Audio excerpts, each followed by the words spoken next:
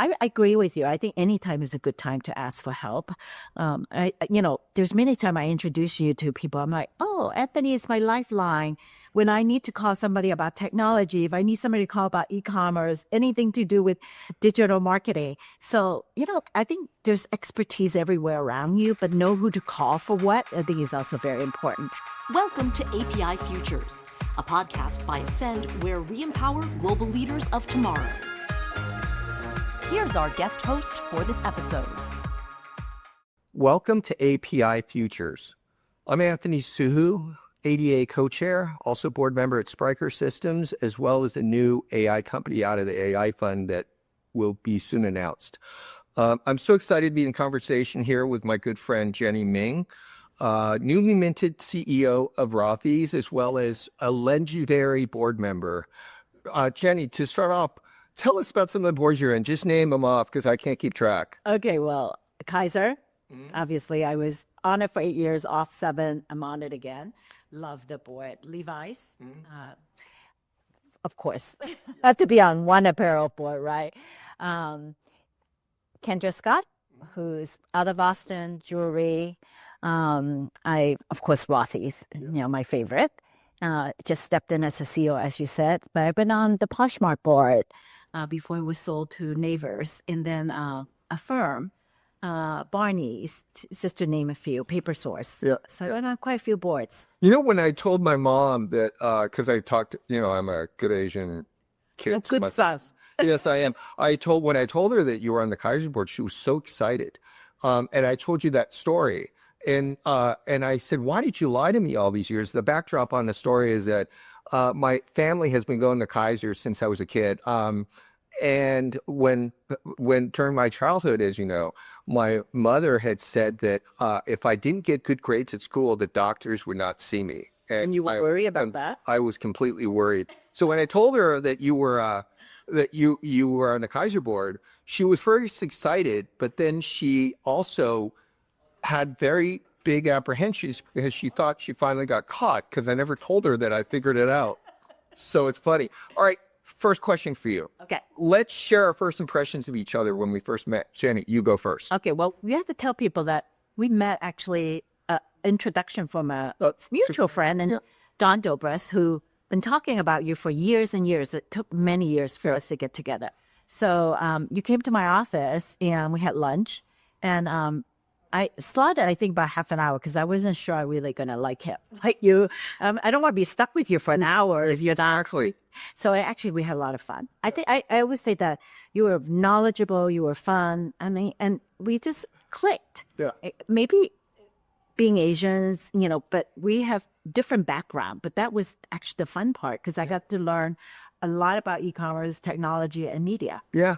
And I would say that when we met, we had a lot of the same shared values. And actually, while we came from different careers, we actually had a lot of the same stories in terms of being raised in this kind of multicultural. Yes.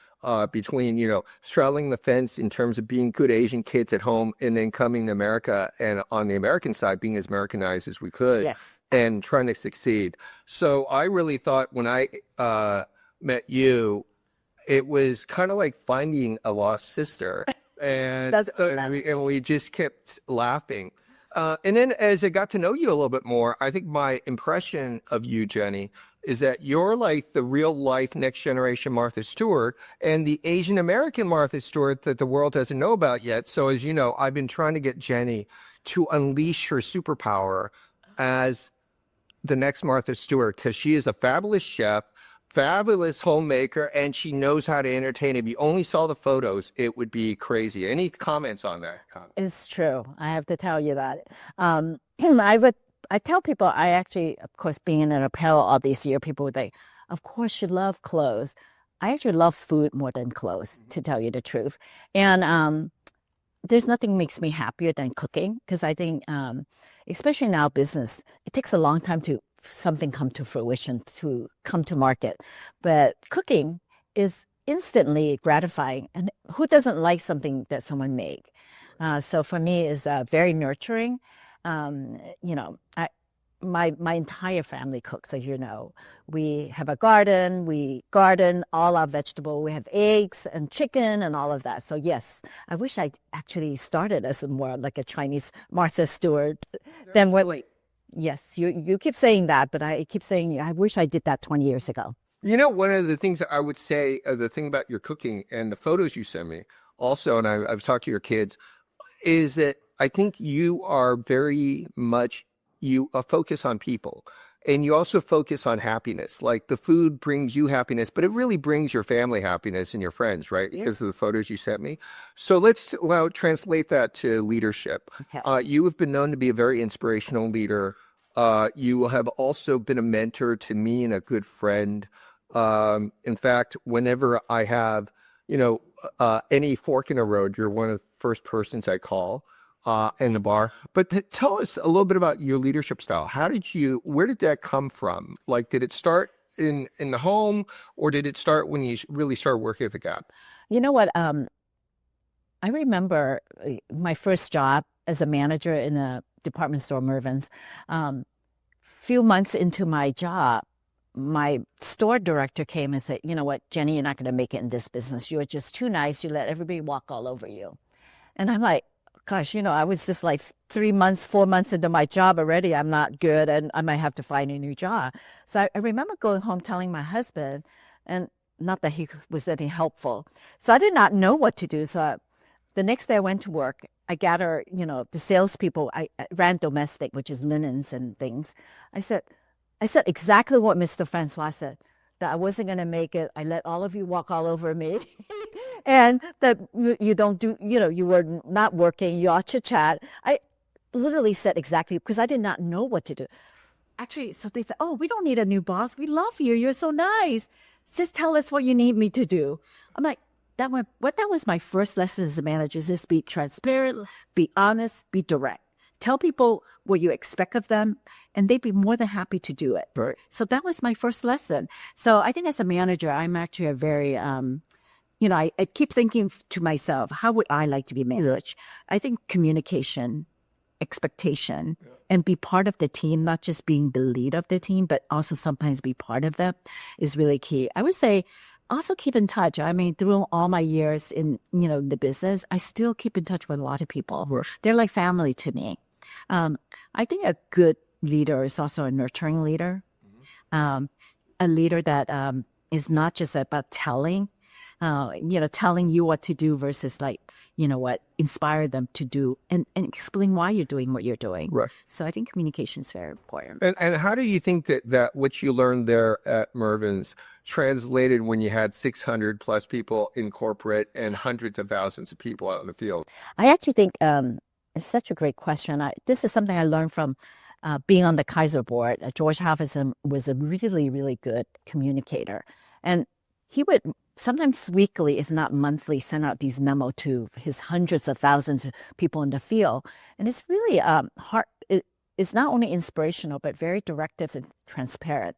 So I start sending a monthly, almost like a written letter. It's not a memo, but more of a letter telling them, here's what we've done well, here's how we're tracking, here's what we still need to do.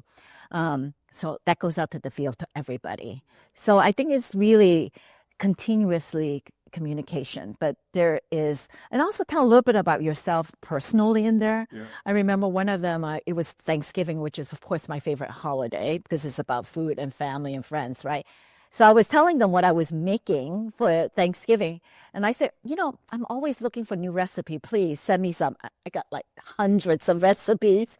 So how to connect with them beyond just work, I think is also very important too. For Thanksgiving, do you have sticky rice? Of course. Okay. That's my specialty, actually. Stir-fry sticky rice, not steamed. Yeah. Sticky. Stir-fry. And it tastes better actually the next day. Yes. And many days is one of those things that actually microwave very, very well. It's chewy instead of, kind of gummy. Yeah. So here's a question for both of us to answer, but I'm going to let you go first. No, you go first. Asking for help. When is a good time to ask for help? I guess the way I look at it is it's always a good time to ask for help around the people that you trust, that you can ask them anything. Because I think the more you keep people in the loop in terms of what you're doing, the easier it is that you can seek their guidance. There is a sense of humility, though, and vulnerability you need to learn. And I think as I've gotten older, I've actually enjoyed actually saying I don't understand or don't know, which was a little bit confident. Yes. You don't have to prove that you know everything. Well, also being a parent has helped me there because it really humbled me that, boy, I don't know anything. Like they didn't come with an owner's manual with these kids, and all of a sudden I had to raise them. I think that's for sure. I agree with you. I think any time is a good time to ask for help. There's many times I introduce you to people. I'm like, oh, Anthony is my lifeline. When I need to call somebody about technology, if I need somebody to call about e-commerce, anything to do with digital marketing. So, I think there's expertise everywhere around you, but know who to call for what, I think is also very important. I think asking for help is reverse. People that feel comfortable asking you for help too. Right. It's not just one way street. It's usually two ways. And I think I think it starts with yourself. You know what? I don't know everything. Right. And it's okay because there's lots of other people who know a lot of things too. And it's really part of leadership, just like when you say, the most senior person speaks last. I think asking for help as a leader enables and gives people permission to say they don't know. Yeah. Too. Well, or as a leader to admit you fail in something. Because I think when you admit that, then everybody feels comfortable. Sure. Admitting, something went wrong. Let's talk about it, how we could fix it so you could move on faster. I remember when I first started Charlotte Russe, we repositioned the brand and it was disastrous. It was horrible. I got up in front of hundreds of people and said, you know what, I was wrong. And we shouldn't have done that. We moved too quickly and we alienate our core customers. So we need to move back really quickly and explain it. And everybody accepted. But if I didn't admit I was wrong, it would take months, if not years, for people to stop moving. Right. So sometimes it is very important to be able to do that. Be vulnerable. Right. Admit your mistakes. Right. There were many people, I'm sure, along the way that helped both of us to succeed. When you think about it, what were some of the people for you that were most important? I had two really great, I would say, bosses. One is Patty DeRosa, who was my direct boss when I went into the Gap. And she always seen something that I didn't see of myself. I remember writing my first review and then I don't know what I gave myself, probably like a 3 or something average, right? And she's like, who are you writing about? Because after I recognize this person, you're so much more than that. So I think sometimes people see you more than what you see for yourself, especially I think as an Asian woman, you're never as confident as you could be. And then my other boss, Mickey Drexler, who is truly the legend in retail, taught me a lot. The first thing he taught me is in especially apparel retail, having a point of view. And he said something that is very important. He said, we pay for your point of view. You have to have one. Right or wrong, you have to have one. I'm like, oh yeah, of course. I'm a buyer. Of course I have to have my point of view. But able to speak about it really also taught me a lot. And also believing in me that I never saw myself, could really not only start a brand, but really become the first president of Old Navy. So, I have to give both of them a lot of credit that they saw in me something that actually I didn't see for myself. Right. I would say for me on my side, the person that was actually most instrumental in my whole career were actually my parents, but specifically my mother. My mother always felt like she should have started a company, but she felt like her English was never good. But whenever she heard of a good idea, like she would come out to a restaurant, she would always say, I can do this better. These guys are doing this wrong. And the other part is because my dad had worked at night in a restaurant, and my mother negotiating, she would always drag me along as a 10-year-old to go back to the stores to negotiate prices on stuff that were non-negotiable. But it taught me how to talk to adults, and it actually taught me storytelling and how to connect with people. And it really, I think, gave me permission to talk to anyone. And that was a great lesson. But when did you realize that she taught you that? I don't think she even knew she taught me that. I was just helping her translate. I know, but when did you really realize that? I think I started realizing it when I was working full-time at Apple, because I had to actually translate and talk to engineers. And one of the most important thing in communications is to simplify the complex and be able to articulate your thoughts. I realized that when I was talking to both sides, I had to simplify what they were saying as a 10, 11-year-old. And that became a huge advantage. And then along the way, professionally, I've had people like Dan Rosenswag, who was the COO at Yahoo, who just gave me shots and has gotten to blown away, but who just unleashed me and let me be myself, as well as people like Les Moonves at CBS and Quincy Smith and all these people in my life were just so instrumental in terms of just first giving me a shot. Yeah. And then also, I now had honestly no experience in media, and they had enough belief in me. If it put me in charge of all of entertainment for digital, it was kind of the same thing for many parts of my career, including Gus Ty, who I had no commerce experience. He's like, "You'll figure it out," and then he gave me $4.5 million to go start a company. But you know what you're seeing is really like people giving you a chance. Yeah. But you seize the opportunity. Right. And, to learn and to make something of it. Right. So that is very important. I'm sure by that you would do the same because you've seen what happened for you. And you want to see somebody else to be able to do that. No, absolutely. And I think that is why, I joined the ADA co-chair role and dragged you into it. And when Barbara recruited us, I was so much into this cause because I think that for future generations, we really have to pay it forward. And really, we've had a lot of benefits, but we also want the next cohort, the next generation to have it be better. Yeah, exactly. Yeah. And my parents said it well because my kids asked them, "Hey, why'd you come to America?" And they said it was for future generations. Yeah. So my parents do the same thing. I immigrated when I was 9 years old, and there was 5 of us in the family. My parents came because we could have an education. We could have a better future. Right. And it's true. So I tell this story all the time. It's really, you hear it all the time, and it's really, really real. Right. I'm sure for all of us in our journeys, as we've moved up in our career, there was at some point we looked around and said, "Hey, there's not a lot of people like us." When did that occur, and what was going through your mind? You could only imagine in apparel retail, there's a lot of women. Also, being in the Bay Area, there's plenty of Asian women, but the higher up you go, then it stops somehow. And you wonder, why?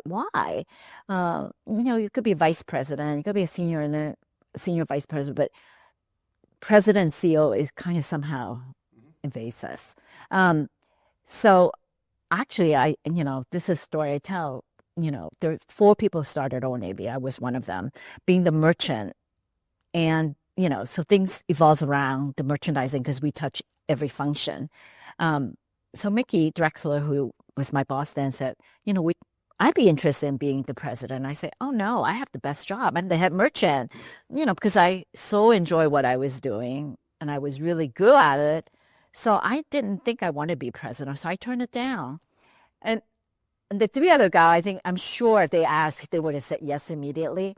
So, I interviewing my boss or the new president of Old Navy. And then it occurred to me, I'm like, God, if someone came in and got that job, how would I feel? And I was like, I'm kind of bummed. And so a year later, I went into his office. He was giving me my yearly review. And I said, Mickey, you asked me, was I interested in being president? I said, yes, I am. And he started laughing. He said, "It took you long enough. It took you a year to ask me. I thought you were going to come in and ask me for this job within a month." So what I'm trying to say is, I think as a woman, we tend to sometimes just be very complacent. We're happy where we are. And, we also, sometimes think about family. Would it be disruptive? We don't want to rock the boat. So when I finally said, I was ready, I want to be a president, he was like thrilled. And when he announced that I was going to be the president, I said, well, I will only take this job if my other 3 partner would agree with it. He said, do you think they would ask you? He said, they would never ask you. Why would you want to ask them? I said, well, because we're partners. So what I'm saying is that I think sometimes we sell ourselves short. And I think we need to really step into it. And I think if we all have that kind of mentality, I think you will see more women, more Asian women or women of color in those roles. Right. I think for me, when I was thinking about at some point, it didn't really occur to me, honestly, for the good portion of my career, because I started my career in tech. So I was at Apple, then I was at Yahoo during kind of the earlier days. There's probably lots of guys. Yeah, there was a lot of guys, but there were also a lot of Asians. Yeah. And I think it occurred to me that I had a role that a lot of people like me didn't have. Was when I got to a CBS, and I was working on media, and there were not a lot of Asian executives making those calls. And I have a lot of funny stories about that, but that really occurred to me. And then the bigger part of when I really felt like, boy, there's no one left me, was when I became an executive vice president of Walmart, living in Arkansas.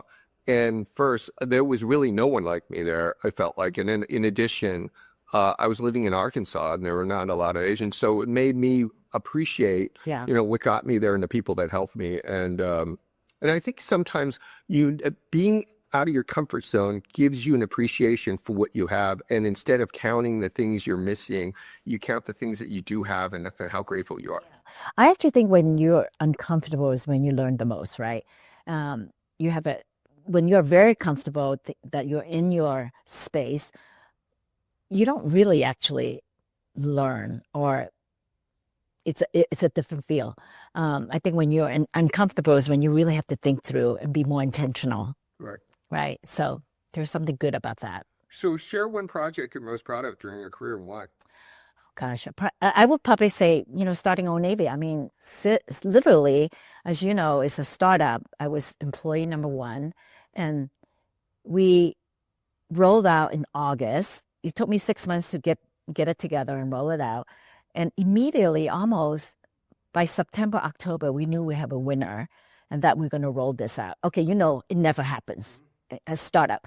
And then I told the team, there was 11 of us only, and I'm like, we have to make money. If we don't make money, we'll never roll out. I said, no matter what we do, we have to make money. And we made money the first year. Within that 6 months, we make money. I think we made like $200,000. Hey, $200,000, $200,000.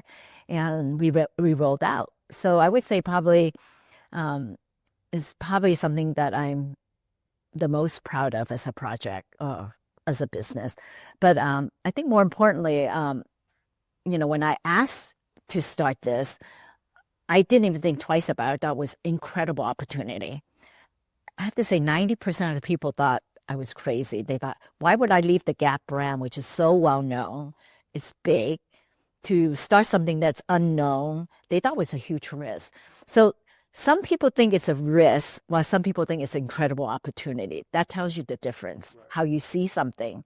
So for me, I thought it was an incredible opportunity. And I think if I didn't do that, where would I be today? Right. It would be different. Right. And you know what? I have learned as part of my time when I was an entrepreneur, that when you need people that are non-believers, or else the upside's all gone. If everyone's kind of figured it out, all you're going to do is join something very crowded. And I think Old Navy was so different when it came out that you needed a lot of doubters out there. Well, 90% was a doubter. Yeah, and that's the perfect ratio. And I think 2-3 years later, when we become something really quite big, people are like, Jenny, you're brilliant. How did you know that? Yeah. That was going to be a success? Right. Of course, I did not know that, right? So it's really what you make of it. Right. What do your kids think about you? Do they want to follow in your footsteps? Well, I think my kids think of me. This is something actually I'm very proud of. As you know, I'm very close to my kids.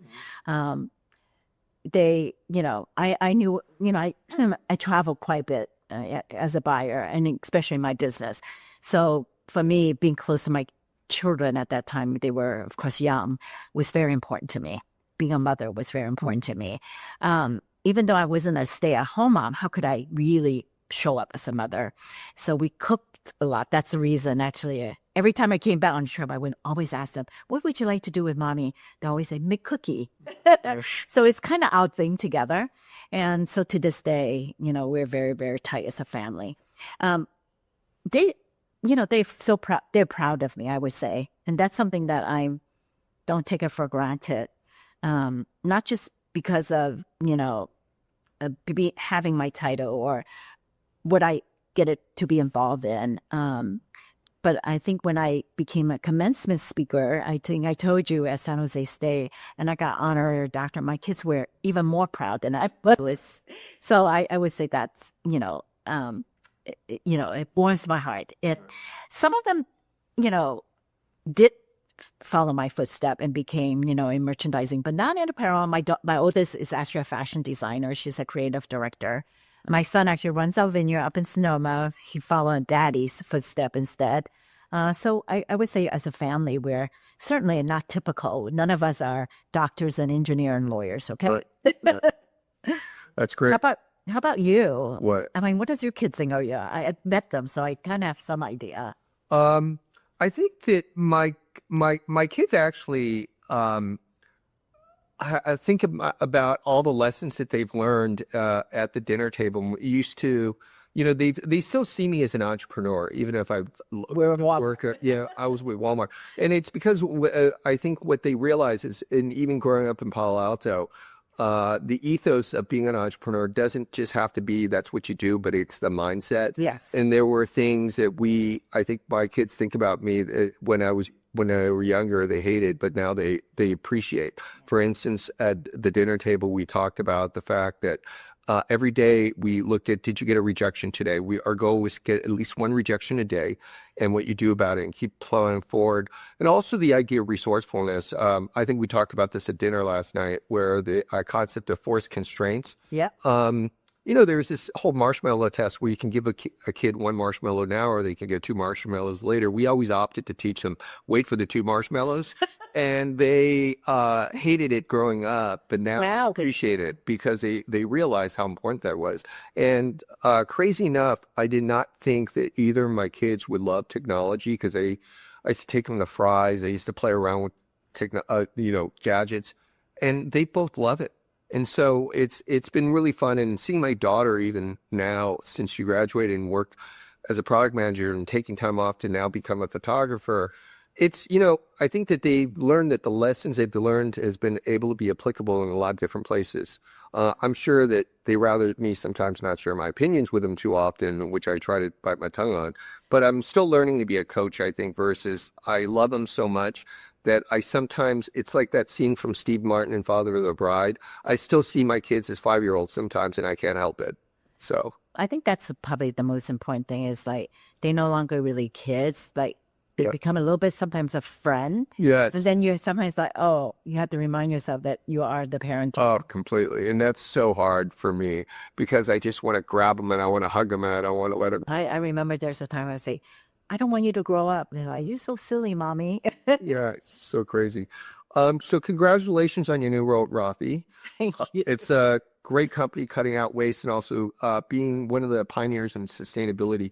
What made you get back into business? Do you think we will ever retire as leaders? No, you know what? I just really realized that I probably would never, quote, quote, retire. I mean, my retirement was busier than when I was working.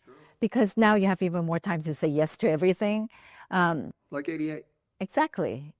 I only did it because I said I would only do 88 if he did all the work. I just will show up, okay? I thought she was kidding, by the way. But no, it was true. So I would say, you know what? It was just a perfect timing of Rothy is because it's a brand actually I really believe in. It's not only sustainable, we're zero wastage. It's a gold lead. We have our own factory and it's very innovative. I mean, imagine making shoes out of water bottle, like literally it's water bottle. It's washable, it's comfortable. So I actually, at the end of the day, I'm a product person, right? I love really good product and it's an incredible team. I love working with smart, innovative, dedicated, committed people, and Rothy has that. So walking in as a CEO, because I was a board member, then I was operating partner, and then CEO. So it was a very easy transition. And they also said that I could keep some of my boards, which would make me say yes so much easier, right? Because we talked about this too. Being on a board is a long range plan. It's not something that you just did for a year or two. I mean, some of my boards has been like 8-10 years. So I would have a hard time leaving them. So I get to keep some of them. One of the things I appreciate most about our relationship is that we learn from each other. Absolutely. So as you think about actually as feedback from my leadership style, how do you think it's changed over the years? Actually, I think, you know what? I think one thing about you is that you are insatiable in learning new things. I mean, Walmart is something I would never have thought you would do. You surprised me. Yeah. It's because you're such an entrepreneur in a startup business, and now you go into this big business. But you were so excited when you saw that the impact you could have. So I think that, I would say that I wouldn't peg you for certain things, and then you surprise me.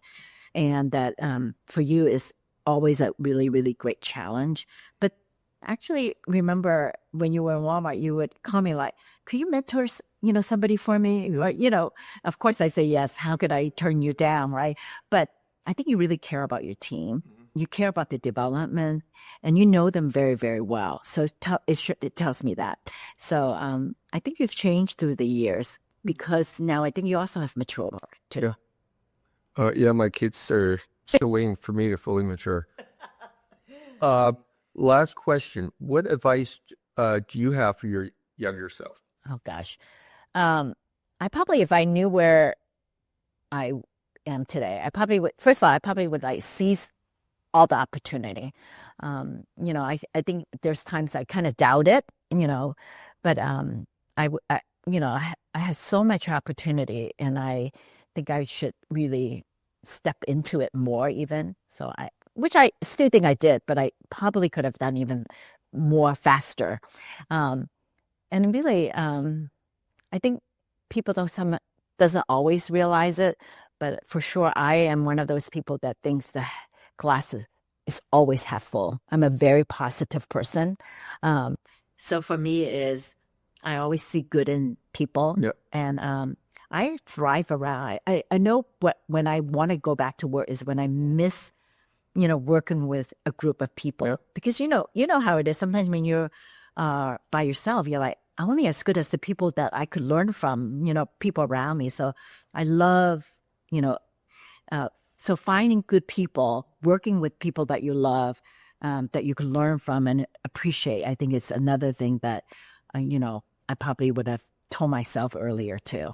I think one of your superpowers that people don't talk about enough is how you bring out the best in people. And I think that a lot of that starts with that optimism. Yes. So, well, I think I try to start with like, they're good and they want to learn, like you give them opportunity. Sure. Versus like holding them back or doubters, right? So even when they don't work out, I always try to explain why. And here's the things that they could do well.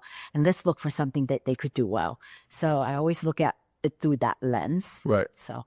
Well, this has been so fun to have this conversation. We could talk forever. I know, but I think they're calling us for dinner. But thank you for having this conversation with me. Always. And for the listeners, thank you for listening to API Futures.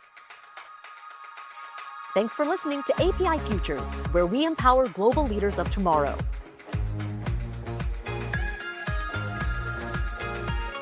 Subscribe on Apple, Spotify, Amazon Music, and YouTube.